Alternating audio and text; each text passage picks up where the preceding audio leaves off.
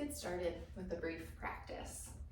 I'm going to be working with 2 blocks, a blanket, you can use a bath towel if you're at home, a bolster, and if you don't have a bolster, make sure that you've got a pillow nearby. We'll combine the pillow and the blanket to make something like a bolster. But the first thing we're going to do is practice sitting on our blocks. You get to choose if you want to be seated upon 1 or 2 blocks. The length of our thighs might help make that decision. The comfort of our knees in this position might help us make that decision. You can also choose if you want to be seated with the blocks broad underneath your pelvis, or if you want to turn them so that the narrow portion of the blocks is underneath your pelvis. Folks find that they have different preferences for different ways of being with their blocks. And we're going to find ourselves seated here.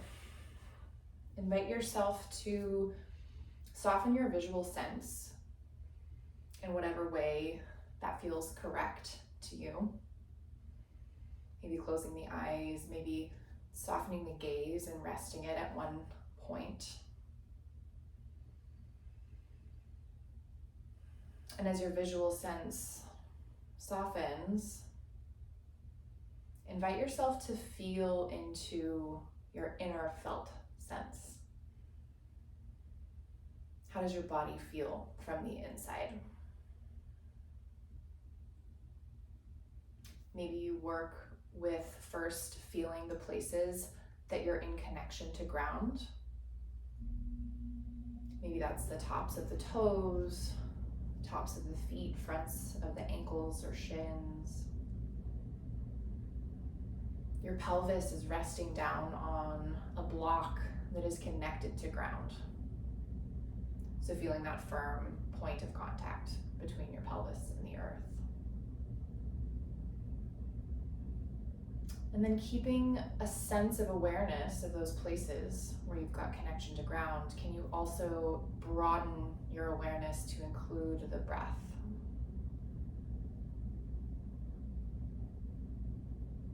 Notice your experience of your body breathing here. What aspect of your breath does your mind draw itself towards? Maybe there's a place within the cycle of the breath that you're drawn to, like the air passing through the nostrils. Maybe you can sense the movement of the diaphragm up and down as you exhale and inhale.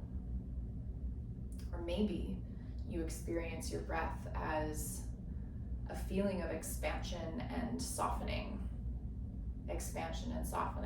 over and over again in your body. And maybe it's something completely different. We're taking the next 3 or 4 rounds of breath to simply be aware.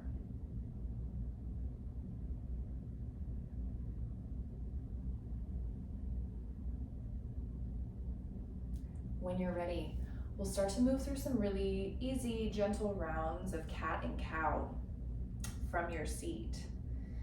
And you might use the base of your pelvis against your block as an opportunity to feel and map where your sits bones are, your ischial tuberosities are at the base of your pelvis. Maybe you can sense that as you shift in and out of your seated cat and cow, that as you round the spine, tucking the tail, tucking the chin, reaching the heart space back, that you feel yourself rocking back on your sits bones. And the opposite is true. Maybe you feel it as you come towards your seated cow shape, as the heart shifts forward, the tail shifts back, and the back of the head shifts back. You're reaching or shifting forward on your sits bones.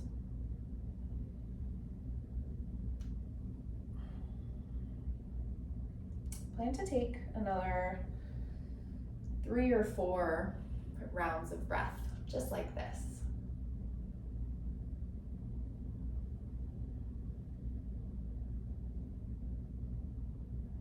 maybe you decide to pair this movement with your breath rhythm. That's always welcome.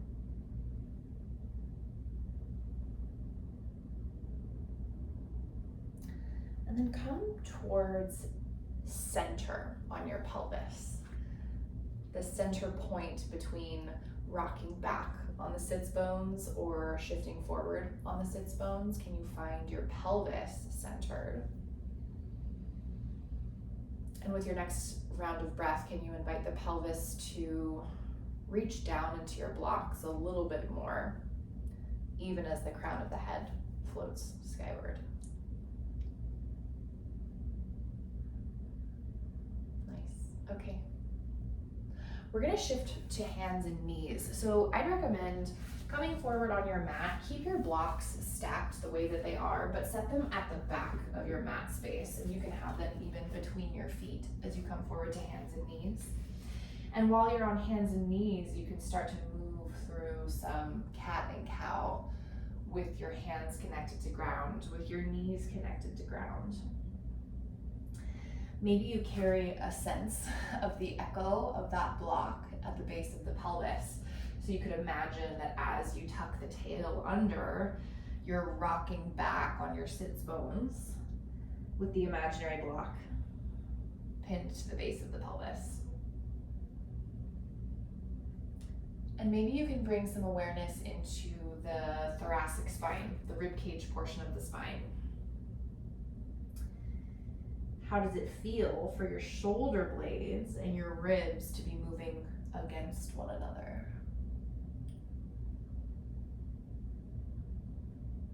Take another round of breath or two here.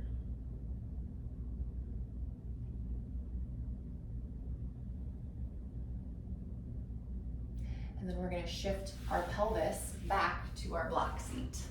So come on back to your starting position. I'm going to shift forward so that you can see me from the front here, but you can stay at the back of your mat space.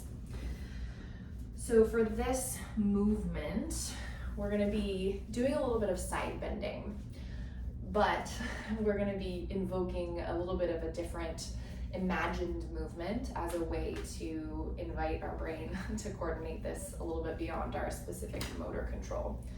So the first thing I would like you to do is to reach your left arm wide and overhead. Yeah, so those left fingertips are reaching away from the base of the pelvis. And you can even look up at those left fingertips and imagine that there was a rope coming down from the heavens that you were reaching for with that left hand. Can you reach any higher up that rope?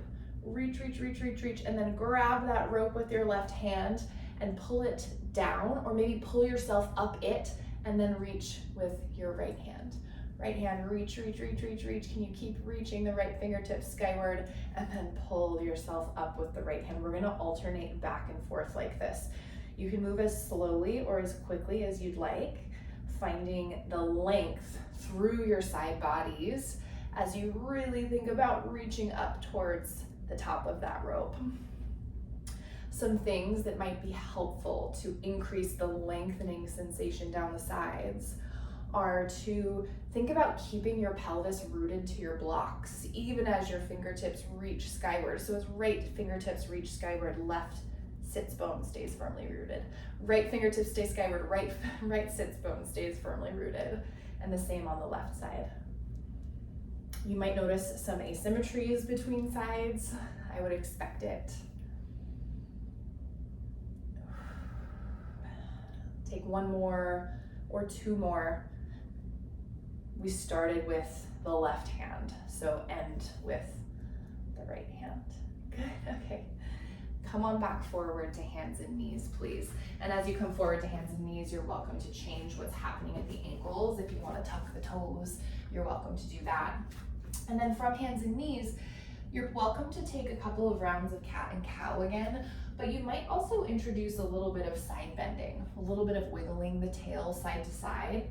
You could also think about bringing the left shoulder and the left outer hip towards one another and getting long on the right side, and doing the opposite, right shoulder and right outer hip joints towards one another. Plan to take another 2 or 3 rounds of breath here. And then let's shift our blocks out from behind us. So you can set those off to the side. We'll use them again a little bit. And for sure, tuck your toes behind you, please. So with toes tucked behind you, I want you to try to find a sense of neutral spine. So think back to when you were seated on your blocks and we did the cat and cow. And then I had you find the center of your pelvis against the block. Imagine that you had an imaginary block at the base of your pelvis and find center. And then reach the crown of the head away from the base of your pelvis. So you're getting long in two directions. While you're here, can you hug your belly up towards your low spine? Good. With toes tucked, slowly start to shift your pelvis back towards your heels. Any amount is fine. And then shift back forward to hands and knees. I guess you never left hands and knees, but shift back and forth from this active child's pose to your tabletop shape a couple more times. Notice how it feels for your torso to have changing relationships with your shoulders and arms, with your hips, your thighs, your knees, your ankles.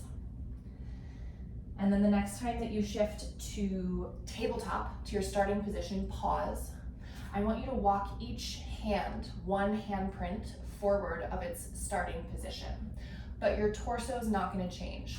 So you can start over, bringing hands underneath your shoulders, and then think about keeping your shoulders where they are in space and just walking your hands forward. So it's increasing the amount of space between your hands and your knees.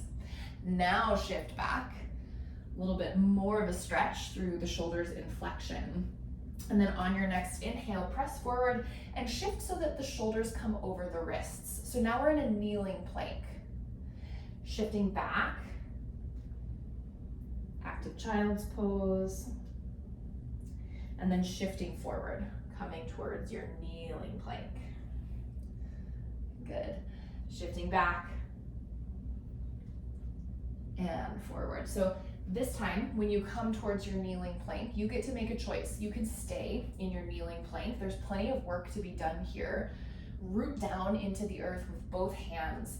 Imagine that your shoulder blades could draw away from each other behind you, like you were pushing the floor away.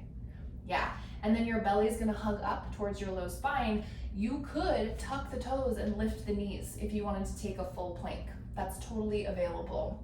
You could keep your knees on the mat for a kneeling plank. Wherever you are, can you please reach the crown of the head and the base of the pelvis away from each other? Good. Okay, on your next exhale, shift up and back to downward facing dog. So you can adjust where your feet are on your mat. You can shift a little bit side to side. You can bend in and out of each knee. Noticing how it feels at the backs of the legs in your downward facing dog today. Noticing how it feels in your hands as your hands root down and carry a significant amount of your body weight here. Look at your elbows. Is it possible to turn the inner pit of the elbow forward in space? Can you externally rotate your arm in the shoulder socket, and in doing so, light up some of the deep stabilizing muscles of the shoulder and notice the change in your hands? Okay, bring a generous bend to your knees, bring your gaze forward between your hands, and slowly start to step your feet forward so that you're coming to a standing forward fold. I've really been enjoying bringing a luxurious bend to my knees here so that my belly and the front of my ribs can kind of drape forward off the fronts of my thighs.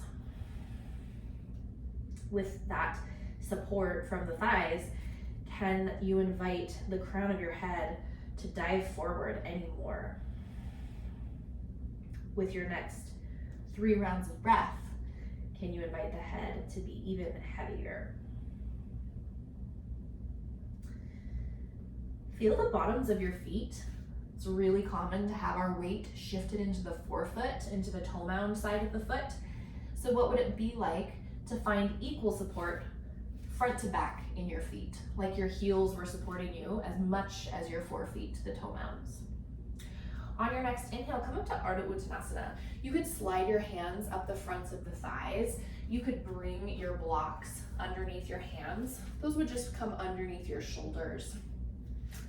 So we're continuing to work with equal support in the feet. Imagine that you had a block at the base of your pelvis and that you could find centered with your pelvis, with your sits bones on your imaginary block, and then actively reach that pelvis back in space as the crown of the head reaches forward. And as this all happens, can you tone the belly, hug the belly in? From here, we're gonna start to shift the weight more into the heels. So you can float your pelvis just a little bit farther behind. Bend both knees, lowering the pelvis towards the mat. Not like in a huge way, just like lower your pelvis, I don't know, so they're kind of in line with your knees. You should feel that you're getting lighter in your hands if your hands were on blocks. Bring your hands together, resting the thumbs against the sternum. So your hands are kind of in a prayer shape. It's called Anjali Mudra in the Sanskrit yoga lineage. And then start to lift your heart space, reaching your heart space forward and up. And on your next inhale, press into both feet and reach the fingertips overhead. You can exhale the palms together, resting them at heart center. You could bring the arms alongside the torso, finding yourself in Tadasana, mountain pose. Feeling the bottoms of your 2 feet, big toe mound, little toe mound, and heel pad of both feet supporting you equally. Nice. Okay, let's step back with the left foot, please. So we're coming to a high lunge. And for this high lunge, make sure that you've got enough width between your 2 feet that you feel steady. Your pelvis is going to continue to face the front of your mat space. And let's start with the left heel lifted. Yeah. Okay, with left heel lifted, inhale the arms about shoulder height. We're going to do some of the rotating of the arms in the shoulder socket. So start to turn the palms up towards the ceiling. You can look at your elbows and make sure that your elbows are coming along for the ride. So palms turn up, you can spiral the thumbs back. On an inhale, shift your arms back in space, and as you shift your arms back in space, you can allow your sternum to lift any amount. Maybe the gaze lifts too. You can inhale again, sweep those arms up alongside the ears, and then exhale, palms can come together, thumbs resting against heart center. Good. Let's do a little bit of ankle mobility with the back heel. Slowly start to lower that left heel towards the mat. Try to keep your right knee stacked over your right heel. Press into the mat with your toe mounds with the left foot. Lift that heel up. Lowering down. Yep. 2 more rounds. Lifting up. Lowering down. And lifting up. Good. Okay. Pausing one more time in your high lunge. You can bring your hands to your pelvis. Tilt yourself forward. We're going to start to shift weight into the right foot, stepping the left foot forward. You can pause to find a sense of balance with the left toes, just giving you a little bit of a kickstand on your mat. As the left toes give you a kickstand, if you feel steady, you can pick up the left foot, reaching the left knee forward, and bring your awareness into the bottom of your right foot. Big toe mound, little toe mound, and heel pad. You can slowly start to set your left foot back on the mat, pausing to feel your 2 feet underneath you. Noticing how your legs feel from side to side. Your connection to belly to center from your 2 legs. Let's step the right foot back, please. So you're coming into a high lunge with the right foot back in space. And bring your arms out wide, shoulder height. Start rotating the arms in the shoulder sockets. You want to make sure that your elbows are also rotating. There is a way to rotate just your forearm and your wrist without rotating your elbows. And really the elbow rotation is just a signal that the upper arm bone, the humerus, is rotating in the glenohumeral joint, in the shoulder joint. Okay, so the next time that the palms spiral up and the thumbs spiral back, hang out here and then start to shift the arms back in space. You're broadening across the front of the chest, drawing your shoulder blades together behind you. You can lift the heart and the gaze any amount. And then inhale, sweep the arms up alongside the ears, fingertips reaching away from the right toes. Yeah. Okay, palms can come together, resting at heart center. And we're gonna do that same ankle mobility with the right ankle. So you're lowering the right heel towards the mat and then lifting it up. Right heel lowers down and then lifts up. Lowers down and lifts up. Let's do one more. Right heel lowers down and then lifts up. Okay, good. Hands come to the pelvis. You can tip forward, shifting your weight over your left foot. Start to get a little bouncy in the right foot. Step yourself forward. You can use your right toes as a little bit of a kickstand as you come to stand on the left foot. Feeling into the big toe mound, little toe mound, and heel pad of the left foot. Pick up the right foot. Right knee reaches forward. Can you continue to reach into the floor with the left foot as the crown of the head floats skyward? And then you can set the right foot down, feeling your two sides. Nice. Okay, let's come down to the mat. So I'm going to be inviting you into a little bit of a supported side bend. And this is really a way of helping our brains to feel into the side bodies and to get a little bit of opening and side bending action. So if you have a bolster, that for me is the preferred tool. So my bolster is going to come to lie across my mat in a perpendicular fashion. So the length of the bolster is across the width of my mat. And then I'll also, if you have a bolster and a blanket available, place the blanket over across the bolster, because we're ultimately going to come to lie down on our sides. So if you have a bolster and you want to go ahead and arrive here with me, the bolster is going to come into this space on the side body that's above the side of the pelvis and probably against the low ribs. We don't have as much space between the side ribs and side pelvis as we think we do. Maybe I'm projecting, but there's likely going to be some overlap, and I want the bolster to overlap with the ribs if it's going to overlap with anything. So let's all start on our right sides. Let me also say that if you don't have a bolster, this is where your pillow and your blanket are going to come into play. All pillows are created differently. So depending on the firmness and the ability for the pillow to maintain its shape when it's compressed, you might need to roll up your blanket. So that might mean that you don't have a pillow on this side for your a blanket to use as a pillow for your head. That's okay. You could fold up your blanket and use it on top of your pillow as a little bit of a bolster. You could work with your blanket unfolded and rolled as a little bit of a bolster to add to your pillow. Whatever is going to feel more supported and appropriate to you. You're welcome to pause and kind of get yourself oriented. So same idea, we're coming onto our right side, and whatever it is that you're lying across, the goal is for you to be side bending over your prop setup. So I want your left side waist and ribs to be elevated compared to your left side pelvis and your heart space.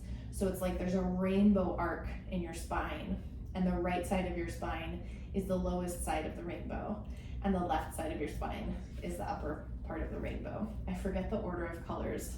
I probably shouldn't have used that metaphor without knowing the order of colors. Okay. So here you are, your side bent over your bolster or your blanket setup.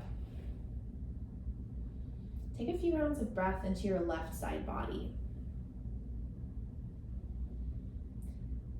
Could you imagine the visual of an accordion, the musical instrument, an accordion?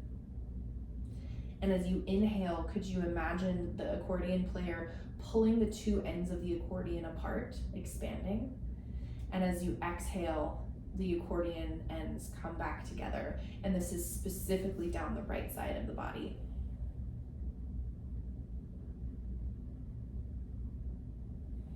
If you wanted to change a little bit about what's going on, you could, I forgot to mention, your knees are bent and stacked. You could change what's happening with the legs. You could hover the left knee and shift it back in space so that when your left knee lowers down, it's lowering down towards the floor. This isn't gonna work for everybody. For some folks, this introduces a pinch in the pelvis and the spine. For others, the weight of that left thigh trailing towards the floor gives a nice sense of a deeper stretch through the left side body. So you can work with legs. You could also bring that leg back and work instead with the left arm reaching up alongside the left ear. I like to use my finger pads against the floor as a little bit of a grippy opportunity, so that the floor is a resource that I can kind of tug myself along to create more space through this upper left side. Wherever you are, wherever you plan to be there for another 4 rounds of breath.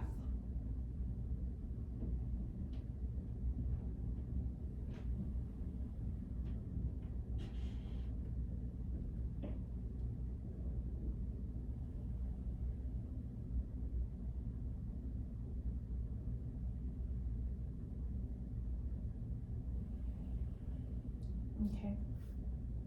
To come out of this, you can roll your heart space forward, plant your left hand.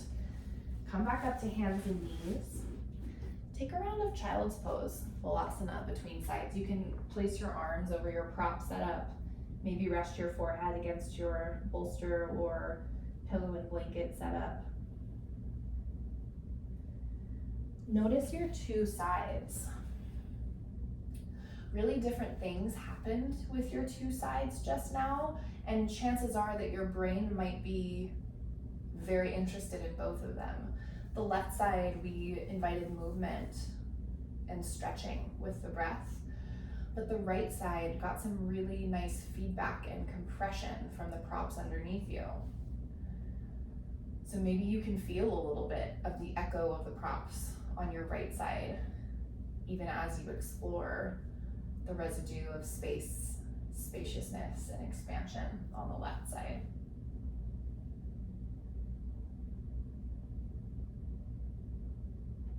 Okay, when you're ready, shift forward again so that you're crossing over your prop setup. You're lying on your left side. I'll face away from you this time so that you can see how I'm setting up and arriving in my side bend. So the props, again, you're aiming to lay over the props in such a way that the space between the left side ribs and the left side pelvis is what the bolster or blanket or pillow are pushing up against. So it's like this rainbow arc. Now with the left side is the lowest color on the rainbow, and the right side is the highest color on the rainbow. Is it Roy G. Biv?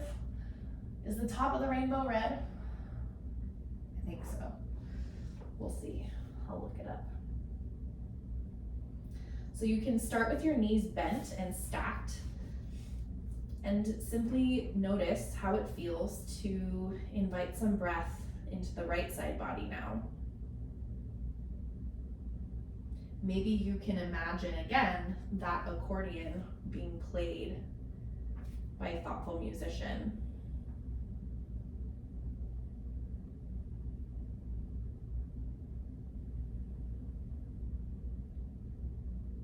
If you wanted to change the position of your legs, you could hover the right knee, shift it back in space so that when you lay it back down, it's headed towards the floor. And when it heads towards the floor, it's drawing your right side pelvis away from your right side ribs a little bit more. Again, this doesn't work for everybody. Sometimes doesn't work for me. Seems to be okay today.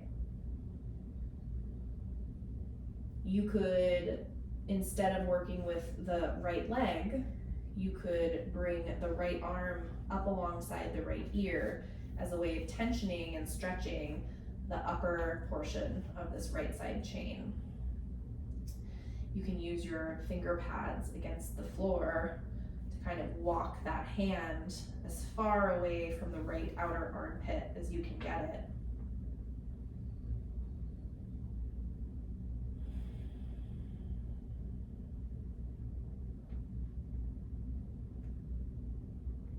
Wherever you are, plan to be here for 4 more rounds of breath.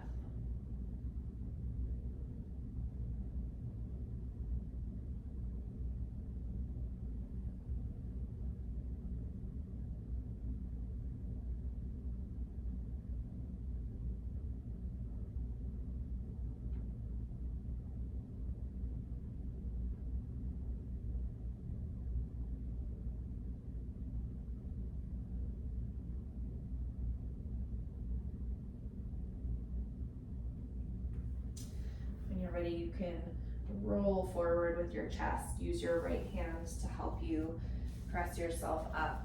Shift back again to your child's pose.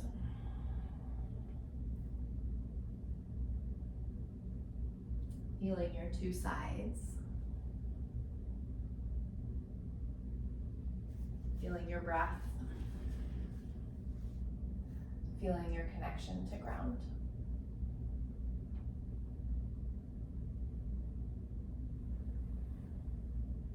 You're welcome to take another resting shape if you wanted to move through a shavasana or a restorative shape for a couple more minutes.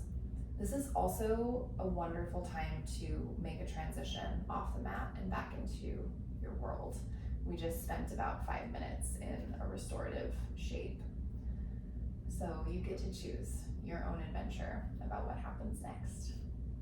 Congratulations on your practice. I'm glad you joined me this morning, and have a nice rest of your day.